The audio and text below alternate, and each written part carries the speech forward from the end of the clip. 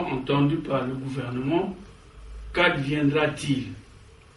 Vous voulez dire si M. Sassou et son gouvernement refusent d'aller au dialogue, refusent de mettre en place une commission électorale indépendante, refusent d'organiser les opérations préélectorales, électorales et post-électorales de manière consensuelle avec l'opposition, eh bien il n'y aura pas d'élection, ni pour lui, ni pour nous.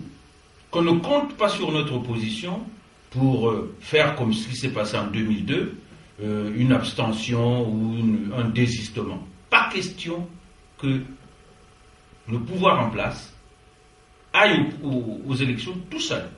Nous l'en empêcherons. Nous l'en empêcherons tellement parce que nous savons que notre peuple attend ces élections d'une manière ferme. Et cette fermeté s'exprimera de la façon inimaginable que le pouvoir ne peut pas aujourd'hui concevoir, certainement parce qu'il pense pouvoir nous imposer sa loi. C'est pour ça peut-être qu'il s'organise en conséquence. Et sur cette organisation, je crois que Mathias, tu es au courant, qu'il y a aujourd'hui une circulation d'armes sur le territoire national. Il faudrait qu'on en parle. C'est peut-être pour ça que le pouvoir ne veut pas, aujourd'hui, aller vers ce dialogue qui permettra à notre peuple de sortir de cette élection de manière apaisée, parce qu'il a trop souffert. Effectivement. Nous avons eu le privilège, peut-être le malheur de constater, pendant que nous entendons des chants de sirènes sur la paix, sur le dialogue et sur une élection paisible que le programme proclame est approuvant. Mais il y a des stocks d'armes, des chars, des camions de transport de troupes qu'on fait venir par l'eau et convoyer dans le village natal du président. Alors le peuple s'interroge aujourd'hui. À quoi serviront ces armes? Alors que nous avons peut-être parlé à une élection paisible. La démocratie, c'est aussi cela. C'est le débat, c'est l'échange. Et ces armes, quelles viendront-elles faire? C'est le support de l'échange? C'est le support du dialogue? Ou bien, c'est ça l'orchestration de l'intimidation? Toutes les provocations qui sont orchestrées aujourd'hui reposent sur cet armement massif pour appeler le peuple. Nous ne pouvons pas laisser faire cela. Notre peuple n'en a pas besoin. Et je pense qu'il faut ajouter également, en dehors de cette circulation d'armes, toutes les intimidations. Je rappellerai simplement à notre peuple qu'il existe dans l'arsenal judiciaire, l'arsenal législatif du pouvoir, une loi sur les partis politiques qui nous fait obligation de nous implanter partout sur le territoire national pour effectivement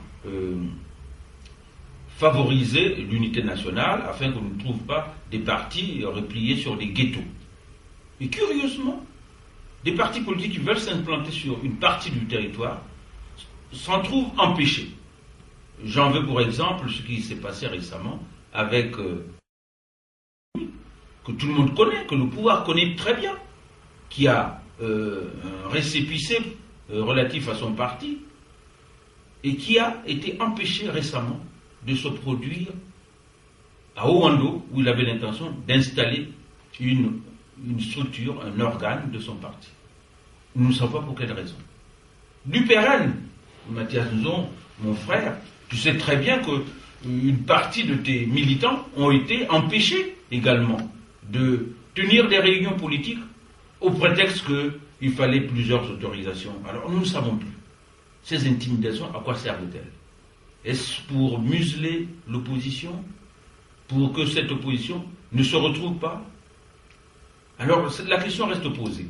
Mais que le pouvoir sache, de toute façon, que la raison finit toujours par l'emporter. Et que notre peuple, qui souffre énormément, entend, cette fois-ci, je crois, s'exprimer clairement sur son refus, qu'il a déjà annoncé à l'occasion des locales qui a eu lieu. 90% de nos concitoyens sont restés chez eux plutôt que d'aller voter. Mais cette fois-ci, peut-être que ça ne s'arrêtera pas là. C'est pour ça que j'en appelle à la sagesse du président de la République.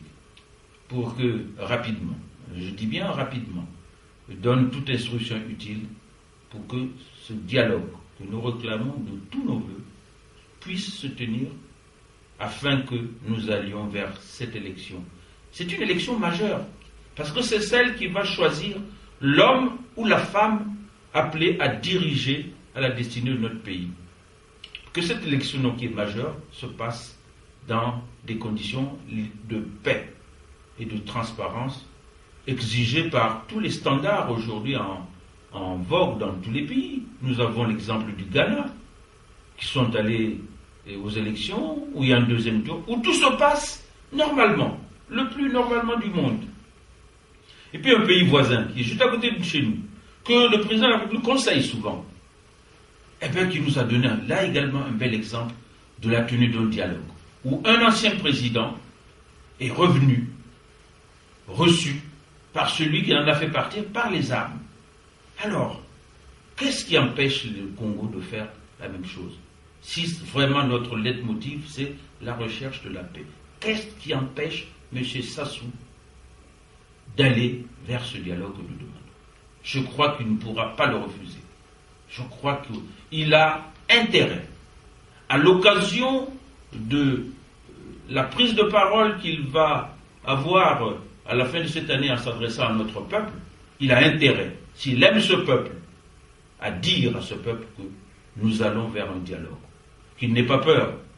Nous ne voulons pas d'une conférence nationale bis, mais nous voulons qu'ensemble, nous nous mettions d'accord pour examiner toutes les conditions d'organisation de cette élection. Sinon, il y aura un problème.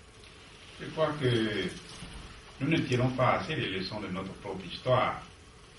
Depuis les législatives de 2002, de 2007 plutôt, jusqu'au local de 2008 et maintenant, notre peuple l'a montré, les révisions électorales ont toujours été boudées. Et aujourd'hui, il n'y a pas fou devant les postes de révision des listes électorales.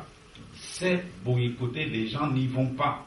Le pouvoir doit tirer les leçons de cela. Et si les gens n'y vont pas, c'est parce qu'il y a simplement une seule affirmation, c'est encore la tricherie qu'on organise. Pourquoi les autres ne sont pas là? Voilà pourquoi le peuple boude les révisions électorales. Le jour où nous aurons organisé un dialogue, vous verrez, il y aura une mobilisation effective de notre peuple. Il y aura un engouement devant les listes, des nouvelles listes qui seront établies, simplement parce que cette fois-ci, ils auront dit, enfin, voilà les vraies élections, parce que tout le monde est là. Chacun a mis la main à la pâte et le meilleur le gagnera, et ceci loyalement. Nous devons en tirer les leçons, et notre peuple est présent pour cela. C'est pourquoi les exigences que met l'opposition, ce n'est pas une mer à boire.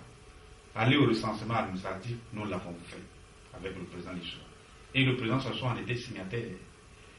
Confectionner des listes électorales de manière consensuelle, nous l'avons fait dans notre pays. Établir de nouvelles cases électorales, nous l'avons fait dans notre pays. Aller aux élections ensemble, nous l'avons fait dans notre pays. Donc nous n'inventons pas la roue.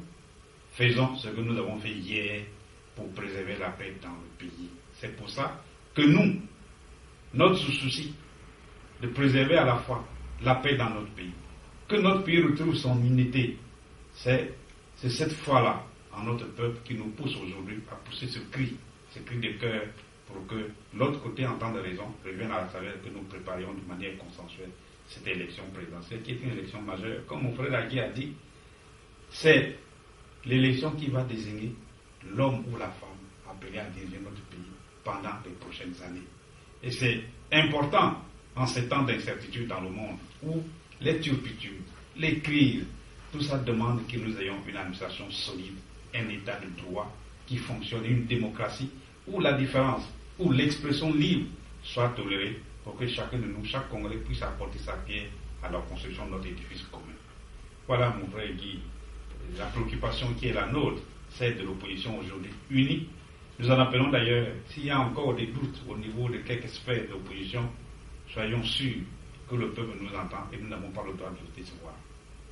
Maintenant que votre entretien tire à sa fin, je voudrais être impertinent et demander à chacun des deux présidents de venir dire un message particulier aux militants congolais et au peuple congolais tout entier, en commençant par le président Mathias Nzon, qui sera suivi du président Guillaume Kifusia.